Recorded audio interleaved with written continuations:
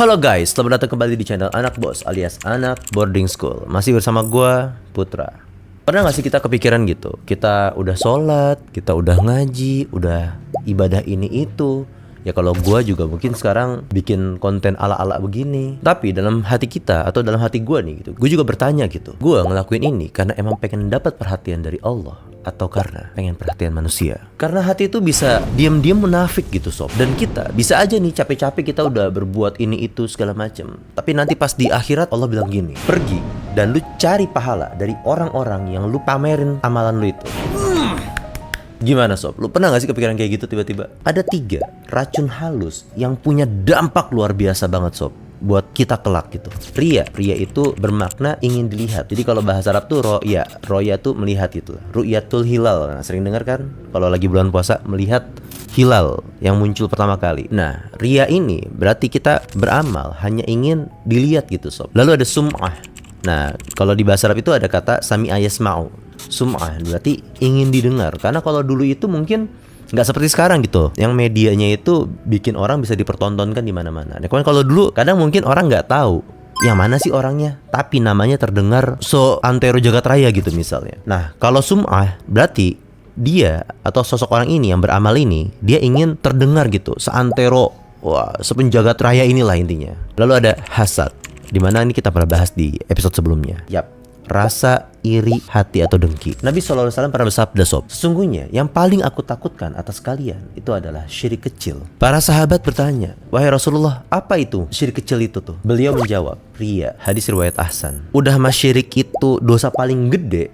Nah, ini ada versi mininya sob. Terlihat seakan-akan kita beramal karena Allah, biar dapat balasan sama Allah, tapi ternyata Allah nggak balas gitu. Tapi kita masih statusnya beriman. Makanya itu disebut syirik kecil gitu sob. Wa ma umiru illa liya'budullaha mukhlishina lahuddin. Padahal mereka tidaklah diperintahkan kecuali untuk beribadah kepada Allah dengan ikhlas. Al-Bayyinah ayat 5. Abu Hurairah juga pernah menyampaikan sob suatu hadis yang menurut gua ngeri banget ini.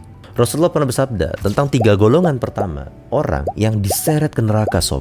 Orang yang mati syahid, orang yang rajin ngaji dan beramal dengan ilmunya itu, dan orang dermawan sob. Tapi semua orang-orang tadi yang melakukan amal itu bukan karena Allah, dan Allah akan berkata atas mereka, kamu berdusta, kamu melakukannya karena biar disebut pemberani, pandai, dan dermawan. Maka ambillah pahala dari orang yang kamu tujukan itu sob. Hadis ini merupakan hadis riwayat Muslim sob. Nah, kalau hasad itu pernah kita bahas di pembahasan sebelumnya sob. Rasa iri hati sampai di tingkat dengki, yaitu hasad. Hal itu memakan kebaikan sebagaimana api memakan kayu bakar sob. Pelan-pelan terkikis tuh pahala-pahala kita yang kita punya. Nah, kalau hasad ini kita mungkin pernah ibadah ikhlas gitu karena Allah. Kita punya ibadah-ibadah yang ikhlas. Kita punya pahala-pahala gitu di sisi Allah misalnya. Namun pahala-pahala tadi bisa habis digrogotin kalau kita punya rasa dengki sob. Beda dengan ria dan sum'ah. Kalau ria dan sum'ah udah pasti tuh gak bakal diterima sama Allah ibadahnya. Kalau hasad, dia menggerogoti amal ibadah kita yang kita miliki. Nah, semua itu berkebalikan dengan satu amal ini sob, yaitu ikhlas. Karena ikhlas adalah bobot dari semua amal ibadah yang kita lakuin sob. Kalau gua sholat subuh masih susah banget, mau bangun masih males banget, mau ibadah ini tuh masih berat, masih terpaksa banget, itu gimana? Gak masalah. Terpaksa itu adalah langkah awal. Yang penting niatnya patuh, tunduk, takut sama yang memberi perintah sob. Karena nyatanya ikhlas itu adalah buah dari kepatuhan.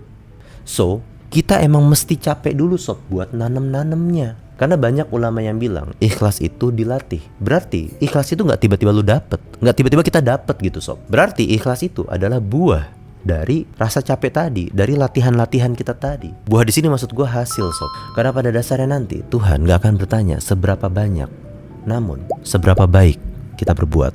Yang pasti kebenaran hanya milik yang maha benar. Gue Anak Bos undur diri. Ciao. Orang kira alim padahal masih nyeleneh. Iman masih tipis mesti gimana neh. Santri modern laptop di tas, buka kitab tafsir sambil ngoding di kelas. Gak semuanya ngaji, ada yang jago bisnis. Tulis proposal, cuan makin manis. Dibilang anak pesantren, sorry miss. Anak bos di sini cara mikirnya kritis. Bukan anak